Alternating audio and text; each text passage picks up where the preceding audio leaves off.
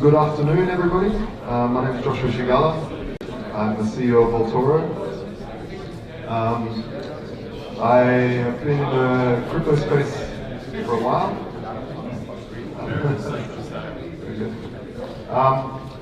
So basically, where I come from is I was the first to invent a swap site for people to swap things instead of currency in the late 90s. So they would swap clothes and cars and everything else. And realized very quickly that you needed some type of token or something, some sort of currency in the middle. And of course started to work on that naively. This was a computer science problem that hadn't been solved for 40 years. And it was something that I totally couldn't solve either. But in 2010, when I read Satoshi's white paper, it really smacked me in the face. It was like a giant fist of God smashing me on the head, saying they've solved it. And what they had really solved is digital scarcity. And that was to me something so grand and so big, and it was weird looking around, not being able to see that other people would also see this, that what had been solved is a decentralized monetary system. So after that, I got to start developing in the whole crypto space. But one of the big things that happened was I lost a lot of money in Mt. Gox, and during that time, there was a lot of these hacks and a lot of these failures of exchanges. So I went about trying to develop a decentralized exchange, and at that stage, the programming language or the operator codes in Bitcoin were just not good enough for that. So I decided to focus on a centralized exchange that was ultimately transparent, radically transparent, using blockchain, and also have the counter asset as something that could be allocated. So we built a Bitcoin gold exchange. Think of Kraken, Bitstamp, any of these other order book exchanges, except instead of buying an order book with USD or euros on the other side, you're dealing in allocated bullion. So it's quite a simple process. But why is allocated so important? An allocated gold means it's in the client's name as their legal property. It's not on the exchange's books. So the last thing you want to do is trust a startup with your money. Startups fail all the time, and you can see that with exchanges. So allocation means that if the company goes broke, if we as a company goes broke, liquidators can't come in and take our clients' funds and start to eat away at our creditors' money. It's sitting in the vault, it's off of our balance sheet as a company. Also, if an exchange, if you're dealing with a normal exchange, you also have two counterparty risks. You have the exchange counterparty risk, but also the bank. If the bank goes bust, like we saw in Cyprus, you're just insured to $100,000 euros. So gold is a very, very good way of dealing with this counterparty risk, and that's what we solved with that. Our partners are Pro Aurum, which is one of the largest gold holding facilities in Europe. They are fully audited by BDO International and fully insured. So a bank account is only insured to 100,000 euros, but gold is a good. You can insure it to however much you've got. Our transparency protocol we invented, we call the glass books protocol, and we really wanted to figure out a way that we can have full transparency for the exchange or a bank, but keep clients private. And we took a lot of inspiration from Satoshi's blockchain, or where we would give everyone an anonymous ID that only they would know. They could go into the back end and see their anonymous ID, and that just looks like they're out there. And they can log out of the system, so we don't know that they're checking. And that means that they can then scroll down, and we publish every single anonymous ID, how much gold they're holding and how much Bitcoin they're holding, and they can check that at any time. We can't change this because we don't know if they're checking. And then they can scroll down, they can see the sum of everybody's holdings in gold, and check that against the auditing certificates, as well as the statements from them, as well as the insurance certificates. But the interesting part is the Bitcoin holdings you can check against the cold wallets, the warm wallets, and the hot wallets that we hold. So anybody at any time can verify full reserve, which is very, very different to a bank, where when you put money in a bank, it's not your money anymore. It belongs to the bank, and they can go speculate with it, and usually they do okay, but sometimes not. And then you're out of luck. We're also working on plugging in the legacy banking rails, like debit card, for instance, we're developing, where you can spend your gold in real time. So you can have an allocated asset that's not speculated with, and you can spend it in real time. There are other companies where they offer a gold-backed debit card, but it's not really gold-backed. You have to log into the website, sell some of the gold, charge a card, and then spend it. We're working to have that in real time, which is a really big shift in how people save. People save in a debt-based monetary system, where if you have 50 euros in your pocket, or somebody owes 50 euros to the bank, whereas asset-based money, gold is a rare metal, it's found and spent into existence, it just flows around. So there's a fundamental change in how money operates. And this is actually the same as cryptocurrency. Cryptocurrency, instead of being a rare metal, is a rare number that's found into existence and spent. It doesn't need to go back with interest that doesn't exist. Our ultimate goal is to secure assets, whether it's gold, silver, platinum, palladium, also crypto assets, and maybe other things moving forward. But gold is great because it's a base metal. It's divisible all the way down theoretically to the atomic level, and it's still gold.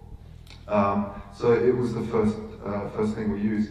Of course, we want to then have trading between lots of parties, and then to be able to spend that using the traditional rails that the banking system's built up that everyone's so used to.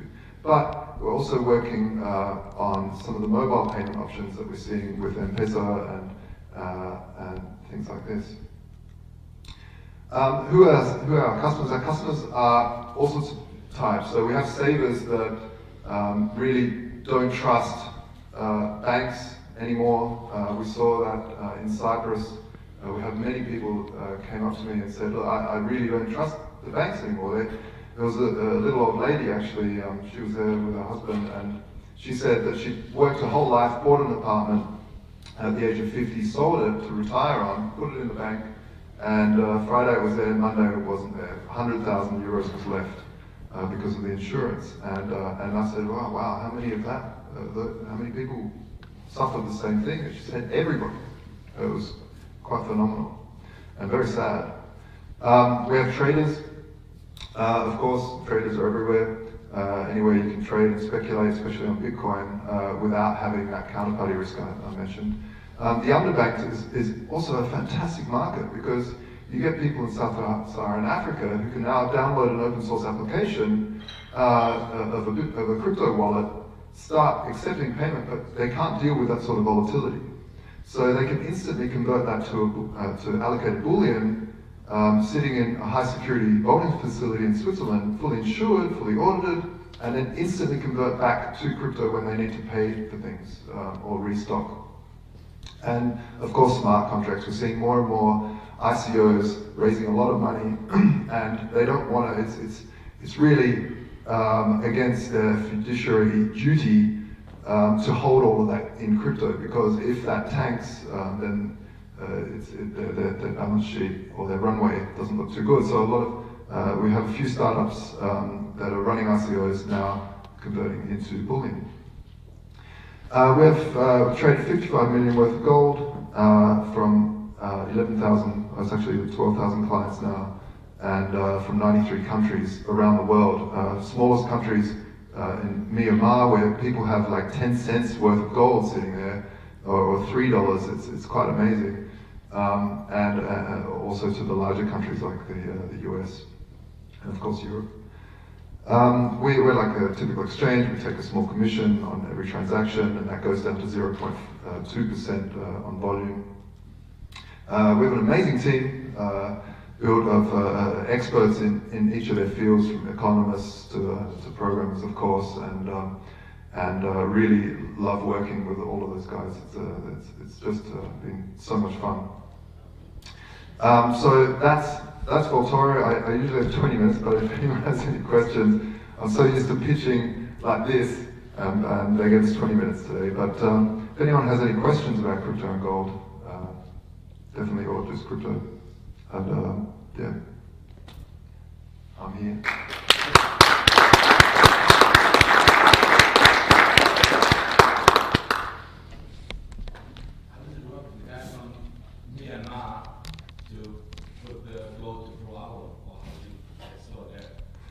So they accept crypto, they get crypto from somewhere, and they join up to the site and basically put an order in at what price they want to buy it, and someone sells it to them. The other way around, if I own gold? Yeah, if you own gold. Currently, we only accept gold. We only accept gold back that we've sold through there, because we need to verify purity. We deal with good delivery bars, and because gold is the second most liquid market in the world under the FX market. So we've built rails with top partners to be able to handle that sort of throughput. But basically, if someone buys gold and stores it by pole, they can instantly sell it again for crypto if there's a counterparty, which there always is. Because we play as a market maker, but there's also a vast amount of people trading. Do I have to go through KYC if I want to register at Vaultoro? So originally, when we first launched, you could trade up to the European limit to buy a physical good is 8,000 euros a day. So we wanted people in unbanked countries who didn't have the KYC requirements to sign up to Kraken and or any other exchange we pay, for example, to be able to use us. And there was no real form of you can't really launder money through us, because you come in with Bitcoin, you buy gold, you leave with Bitcoin, and the police say, hey, where'd you get your Bitcoin? They can't say Vaultoro. They say, well, where'd you get it before you put it onto Vaultoro? So we accepted that, but because we deal in allocated metals, we wanted to tie that a bit stronger. Instead of allocating to an email address, we wanted to allocate it to the person properly. And so now we take KYC on everyone just to formally make that a lot more stronger. Can you explain how physical delivery works? Yeah, so physical delivery, there's obviously a minimum because of smelting costs, but so it's not like if someone has 10 cents, we can't send sub-gram bars, but basically you click I want physical delivery, and there's a minimum, and we would deduct that from the amount and send it out. It doesn't happen too often because we weren't set up as a cheap way to get physical delivery, but people want it. Just like in the CME futures, if you settle gold and you want physical delivery, hardly anyone does it, but the threat of it being there is enough to tie the prices together and make it something. We do it, maybe we physically deliver maybe once a month to some. Yeah. Are you looking to add physical deposit as well, or is this just kind of the question? Yeah, it's an interesting one. The trouble with physical deposit is that there's a large overhead with us testing and making sure. Plus, if we get strange bars, either we smelt it down, but it's just a massive overhead. So we would rather just deal with bars that we know where they're coming from. It's sourced from the. Are you looking to add alternative vaulting jurisdictions, or? Yeah, so that's the next thing. We just had a meeting with Perth Mint to enable the Perth Mint in Australia. That as a separate asset trading against this. Yeah. I think there'll be a lot of arbitrage opportunities between different vaulting regions, and that's really interesting to see. Do people believe that gold in Australia is valuable more than Switzerland or Singapore? We'll see. You had plan to add other metals? Pardon? Other metals as well? Yeah, so we're adding silver, platinum, palladium next, yeah. So what are some of the most interesting developments in the blockchain space that get you excited? I really so I've been talking with a person in the States who has a large plot of land with a big gold vein running through it. All the tests are done. It's actually in between a lot of mines, and he wanted to talk about how to tokenize this. And one of the really exciting things was that I thought about for a long time was how do we tokenize gold in the ground? Because really, a lot of the gold that's sitting in the vaults of Port never sees the day of light. It literally comes from the ground into the smelter, into the vault, and never leaves. It just gets traded back and forth. And why do we need that? Why don't we just leave it in the ground? Then there's no storage costs either. So what we're developing now is a DAO. So when people initially fund the tokens of the system, a DAO would be set aside, a smart contract, with enough funds in it to dig the gold up if everyone votes for it. And it would take 75% of everybody that holds the tokens to vote, okay, I want it dug up now. Then the money would be released and the cogs would start playing to actually remove the gold. And so this is, for me, the ultimate ethical goal, where we don't even, it's there. And there are examples of money where there was large stones where everyone just marked who owned it, and everyone in the community sort of knew who owned these. And the story goes where they wanted to get another one, and they just rode off to another country and brought this stone back and sunk halfway, but they didn't care because they said, oh, we know where it is, we just need to allocate the ownership. So it's kind of, we're dealing in the most abstract form of money we've ever seen, and seeing these sort of functions arise and what the blockchain enables us to do, or crypto decentralized ledgers is phenomenal. I'm really excited about projects like that. It's also very experimental, so we'll see if that plays out. That's it. All right, enjoy your lunch, everyone.